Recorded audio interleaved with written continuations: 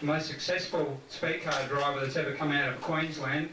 Won the Australian Championship on 2 occasions, 2 consecutive years, and no one else has done that in Queensland, so certainly privileged tonight. Please make welcome Mr. Wanless.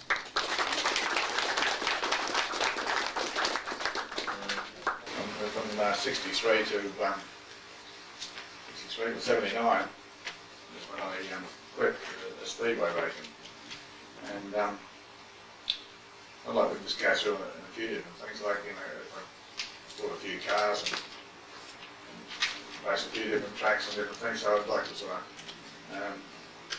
but first, what introduced me into Speedway was in, I was at a wrecking yard at Tibbs Plains, which I still own, and I was sponsoring a guy called Eric Davison in a stock car, and I went into this exhibition after about sponsoring for 12 months. I went to the exhibition Speedway one night and watched him drive.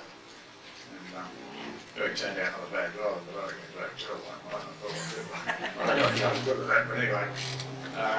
So he used to come in every day and get, I mean, he didn't want an engine, he wanted all the spare parts, and every week he'd come in and want the spare parts, so. But that night, something stuck in my mind. I seen Jimmy Davies driving a little white car, racing Bob Tattersall, starting from the back of the field, and he went through a whole cloud of dust and he came out in front and he just won the race. And this little white car, and nobody had ever done that Tattersall before. They told me it's the first time I'd ever been to Speedway, so I didn't know, but that guy really stuck in my mind. He just is the way he just, done things in that little white car, and that's why I always painted my cars white, and that's why I wanted to buy a Speedcar. Before I could buy a Speedcar, a good client of my wrecking yard, a bloke called Keith Lukarski, I'm sure you all know the count. But anyway, he used to come and frequent, him and Peter Dykes used to frequent the yard, and they were in the sprint, well, not sprint cars, the forerunner to sprint cars was hot rods, yeah. And so Keith come out and I didn't realise that he's a wheeler deal and everything, but especially a wheeler deal in cars, and he said some ones were better, than others, and he could make it better than others, and he could make it 1 or 2 a year better than others, which he did. And so he sold me this car in 1963, and I think I had about 3 drives, and I can't really remember how I went, but Peter Dykes rang me out one day and he said, "We're looking for an Australian team," he said, "to go to New Zealand." He said, "You're interested?" I said, "Am I interested?" I said, "Mate, I'll do anything. I pay my own race." "No, I don't worry about that." He said, "Ray, you're the promoter over there." He said, he'll look after us. So it was Mel Pullen, Peter Dykes, Hutton Stewart and myself. And we got these cars, and then we flown them down to Sydney by car and went over to Acadia New Year's Eve. I still remember we went down and played. In them days, New Zealand was 6 o'clock closing, and he used to sell the seats out, the 2,500 grandstand seats out in Palmerston North, like 2 years in advance. And try to get around their cattle truck, and just was standing room only, because there's no CB, no 6 o'clock closing, and that was it. So that we had a great time. We got in a few fights and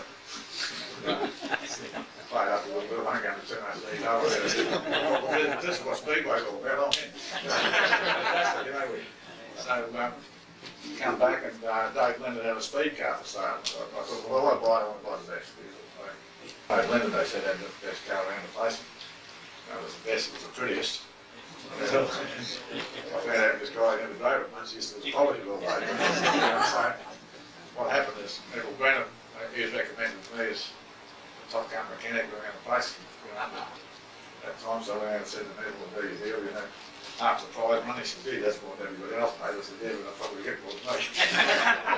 But anyway, so we worked for about £1 a day, a couple of dollars a night, something like that. Well, but anyway, what happened was, before I even drove this car, I'd been pushed around it a few times, and we had a park there and it actually went.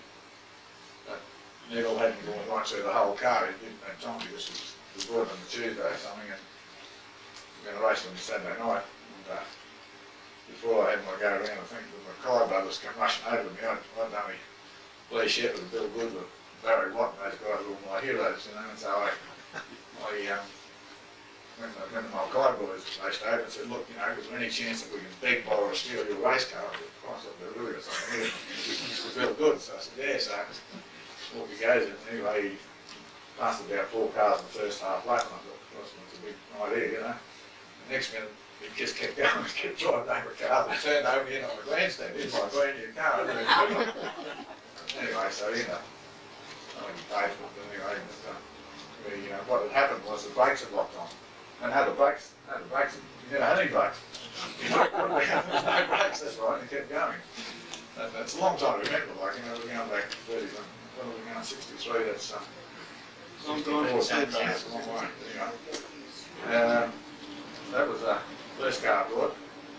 And then after that, the Opera House started, we actually beat Blair a couple of times, I think, when I won't be able to tell with any lies tonight because we've got Billy Moore here and Neville Brennan and all the guys and yourself, like, you know, just, well, tell me lies, tell me, please. Yeah, but anyway, so what happened next? What's the next car we bought? We bought the Opera House off Blair, and Bobby Morgan car. I think it was like the squash. It was Leroy Warren car, but I think Bobby drove it or something. Bobby was getting, and Blair was getting, or it was dirty that Bobby was beating it at the time, I think, so he decided to sell the spare car. But anyway, that's our story, Bob. Anyway, so what happened was, raced that for a long while. I had a lot of success. I probably won most of the feature races over a period of time in that car. It was a great car, and many good things. And then I went to Sesco, and I didn't want to. Okay. We bought Sesco off Mel Kenyon, and we went to the States with Neville and myself, and we went down to Mel Kenyon's place, and he put a brand new Sesco, and to Lebanon, Indiana. Mel and his brother Don lived about 60 miles out of Indianapolis.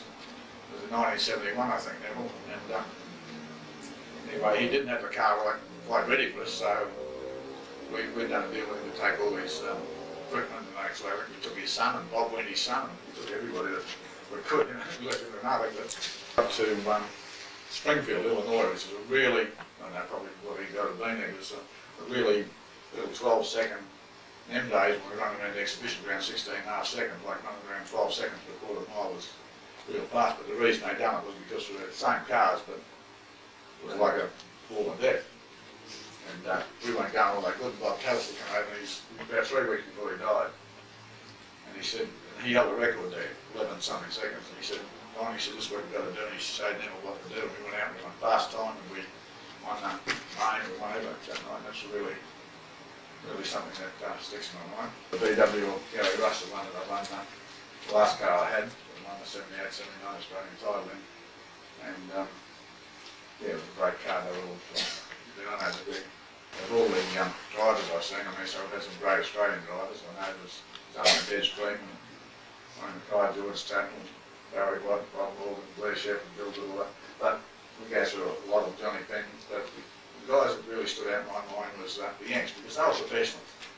In them days, us guys that raced 25 metres, maybe we were lucky 30 metres a year, and these guys had run, they run, well, I raced over there and we raced 5 nights a week, so proper professionals, you know. And so they were really, they were the best that I've seen. And it was the first guy I seen with Jimmy Davies who really stood out, and it was Bobby Tattersall, who was just a real daredevil.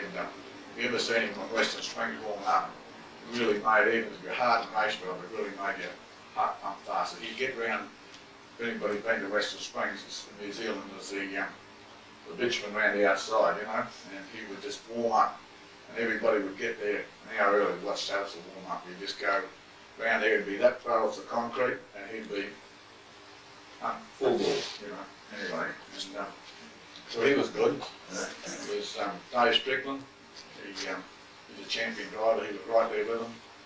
And Mel Kenyon, Mel Kenyon won more, I think, midget races than any living Newsack midget races, I mean, and Newsack title than anybody else. But the guy that really, after saying all the great drivers, the guy that really stood out to me was a guy called AJ Floyd. a few little things. I had the pleasure of racing against him, and a couple of times, once in Western Springs, 2 weeks in a row. Mel Kenyon brought his car over. And I still remember he'd never seen the track before. Us guys have been racing there for years. Never seen the track. He'd go out, he qualified fast time, and fast time over there, they put you at the front of the dash. And he had, we used to get 30,000 people there. I'm not kidding you, sticking out of the pine trees. And he said, no, I'm not going to start, so he wouldn't. I wondered what he was doing. He said, I never start at the front of the race. He said, I'm going to start at the back. He said, there's no race if I start at the front. So I started at the back of all those guys. He just won the race anyhow. And the guy had never been on the track before. And he came in after he won the race. He came in, he got his brand new bell helmet, and he threw it down the pit Western Springs. It was all like bitumen. And he just threw it with his brand new bell helmet. And he said, "God, Canyon, you son of a bitch," whatever. And so what's happened? He got in there, he worked in his car anyway. He wasn't happy with it. He just wasn't happy. Another time when he came to, we really tested him out here in Brisbane because the exhibition track, as you all know, is just flat and packy, and unless you know how to drive it and you run a high gear and all that stuff, it's a hard track for somebody to come and just race on. Boyd come here and he grooved his own tyres, had a blue with the official because he didn't want to go out and practice with his 5-foot bumper we were on and all that sort of stuff. But anyway, he went out and he won it here again.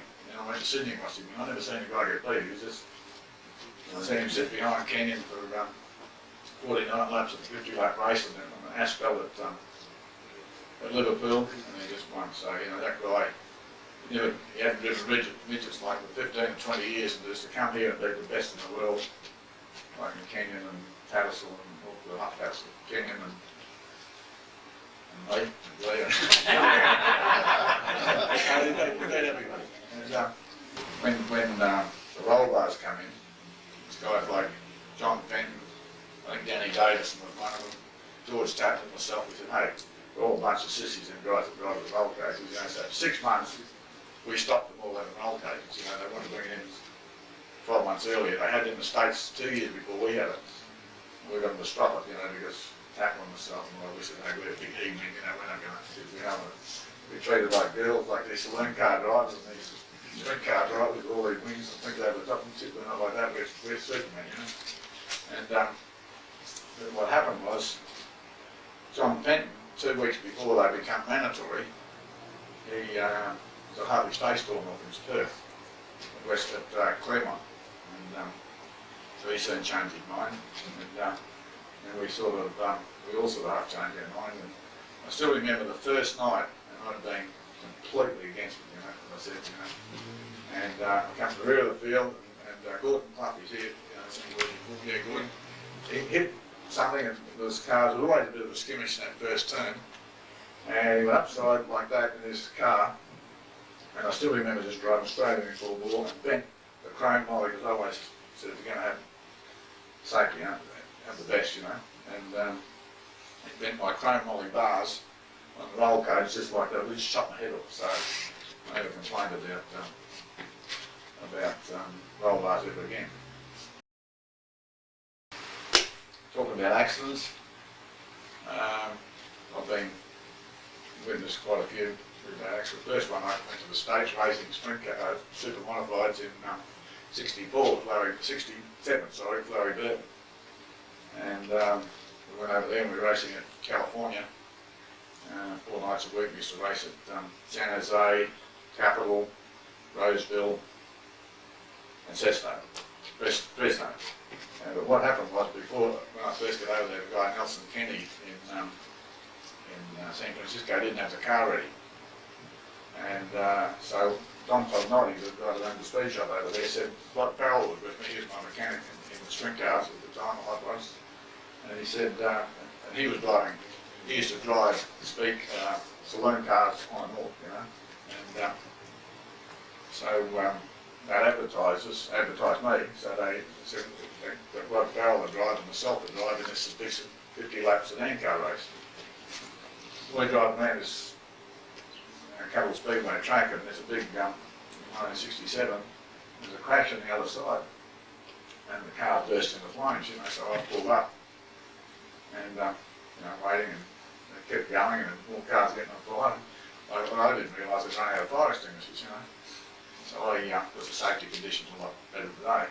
So I I'm just sitting there, just, waiting, and I thought there was more cars, so I got out of the car, sitting there.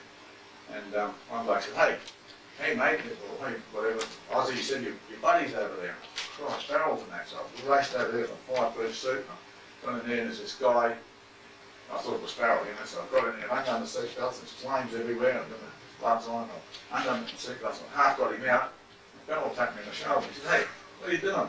He said, look at them guys, he said, give me a plane for that if that guy gets killed, so I left him. It happened right now, I'm thinking I could have saved it, like they sent him to Houston to the burn hospital, he died 4 days later. He was a 19-year-old kid there, and I still feel to that day that I could have saved him. Well, I could have saved him, but anyway. But they did run out of price things that night. That was one. Another one was Billy Kelly's not here tonight, but there was a lot of guys that I was faced with that were killed like that. But one in particular was Bobby Morgan was in the races in front. There was skimming with Desi Kelly, and they went straight into the wall, and silly me, I got out of the car, raced over him, and hand off the wall, and well, I seen I'll never ever go and pull another car or try and help anybody hurt in the car ever again, because just wouldn't do it. And anyway, another one was in Western Springs. This one I was involved in. I was involved in a lot of little crashes, but this one in particular was Bob Tattersall didn't have his Offenhauser arrive, or what he's driving here, Offenhauser, didn't have his Offenhauser arrive, so he borrowed Trevor Morris, the New Zealand champions Sesco Chevy 2. And it used to go down like a shower of, so he didn't have a lot of turn on, but it could always beat us down the straight, so this Tattersall and I are out in front, and I'm in front, and I used to lead around the corners, I'd get him in the corners, and he'd go flying past me down the straight, and I beat him in the corner, and he'd go down this way on for 15, 20 laps or something, and Tattersall, he's a bit smarter than me, and really probably always smarter than me, but anyway, so he just dropped back, as he went past me again, towards the end of the straight, he just dropped back, put his wheel underneath me, and I swear to God he hit the brakes, because I just took off. I went straight up and put the whole Speedway in darkness. Anyway, I used to tell a story that they used to believe about that, but I'll tell it to you. You can believe it, I didn't remember what happened, but apparently I died, and I woke up and they took me out to the North Auckland ward, and the Maori witch doctor woman and some of the braves apparently got me and took me out. I woke up 2 days later, laying in the nude, with my hands tied out with vines, in this shrine of eternal light with all this somewhere outside Rotorua, I said to this woman, I said, Maori woman, I woke up 2 days later, here I am, here's these warriors looking in out of the film, this old woman that looked like 150 years of age. I said, Maori witch doctor woman, what, undo these vines and let me go free. She said, white man, you seem to be strong enough to break the vines, then you go free. I wouldn't believe it. About a quarter of an hour later, I broke the vines and I got up and I said, this is the most humblest I've ever felt in my life. I said, Mary witch doctor woman, why did you save me? She said, white man, you two braves will die. Oh, there's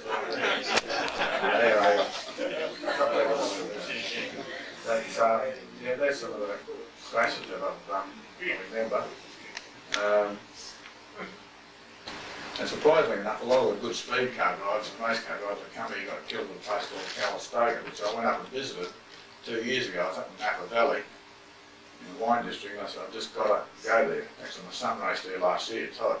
But anyway, we won't see it, but anyway, I went up there, and this place, they only race, it's like a, if anybody's been there, it's a big 3/4 mile track, and it's a showground. And it's rough and it's everything, but they just grade it up. A couple of times a year, and they race there, and the cars get up to like 150 mile an hour or whatever they get, the sprinters. And if you go up one end, all they've got is trees and about a 20-metre drop, That's where the guys, when they tangle, they go to the side. But guys like Sherman, Cleveland, Bobby, you remember Sherman, and Gary, and quite a lot of the guys that we knew that they got killed at Calistoga. That's about all the cars I had. I'm only talking Speedway. But Ron, while you're getting your thoughts together, have a seat. I've got something here that's come from the other side of the world, believe it or not. I'll read it out to you. It goes, Ron, I know this is a night for you to remember. So while you are standing there upside down, have a beer for me. I'm sitting here writing this note wearing the hat you gave me a long time ago. So I'm taking the hat off to you for all the achievements you have made in your time. May the wind always be to your back. Good luck to you today, Stricklands. Of course, we had them here a couple of years ago. Yeah, that's right. Yeah. Thank Very much. That's great. He's a great guy too. He was just, as I said, he was, AJ Foyt's a legend. I mean, so we're talking about AJ Foyt, you know, you can never just talk enough about the guy, but he, I was driving back in the car with him from the Surfers Paradise Raceway. We'd taken him down there actually stepping the hairstylist because Steve had had a place down there at the Sands in them days. And anyway, so he wanted the mud crab and all that stuff for Sunday, so we took him down there. But he really loved horses. His son was a vet, and he came out to my place with all the horses, and I went to run down there and called him the Speedway later. And he had a guy called Jim Gilmore with him. And Jim Gilmore owned a lot of TV stations in the US in them days. And I have to say that we were driving back in whatever car I was driving, and my wife Judy was alongside, and it was AJ and Jim Gilmore in the back, and AJ's girlfriend. And she owned Budweiser beer too, by the way. Anyway, so what happened, I said to him, I said, AJ, I said, who was the greatest drivers you ever drove against? You know, like, who was the hardest guys you ever beat? Was it Mario Andretti? Was it, who's that guy that? Ellie Jones and somebody else, you know, and he never answered me.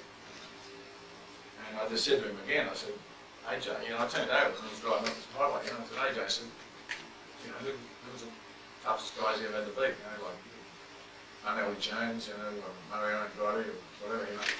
Still didn't answer me. Jim Gilmore did.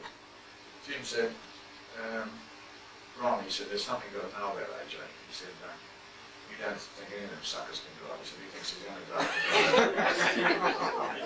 Another time was, he was practicing at Capital Speedway, and I wasn't there, but Jimmy Gordon was one of the guys in that photo up there, and he was telling me, and we'd all come into practice, Andretti and Jones and all them guys, they'd all run around practice, and AJ flew into his plane, you know, real late, and he didn't make it. He got in the car for practice, and he put his foot in the thing, and it didn't fit right in the seat button. And I said, hey, he said, this seat needs to go back an inch, and this needs that, and fix that up there. And you know, I said, well, we'll have it done in an hour, AJ, you know, and he said, yeah, okay, well, race time, you're up to qualify tomorrow.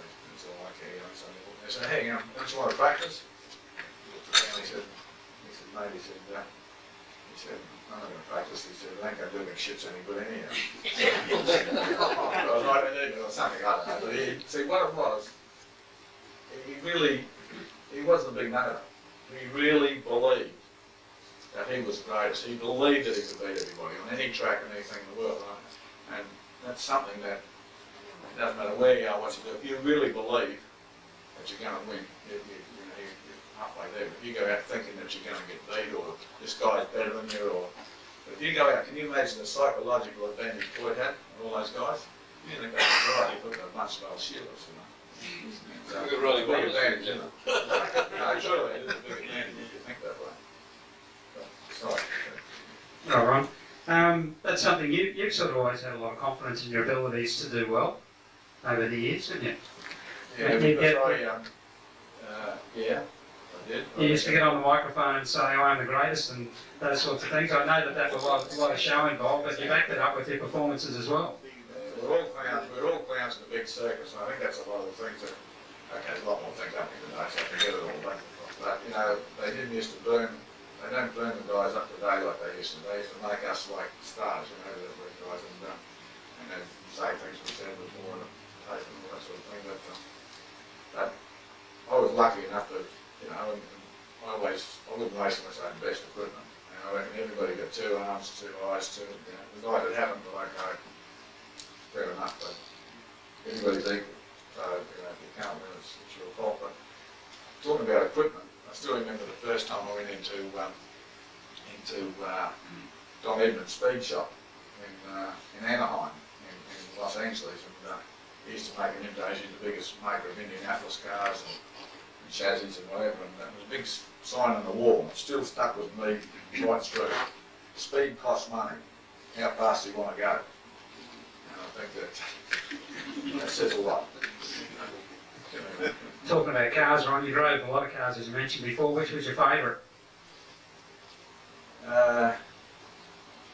Speedcar. Speedcar, yes.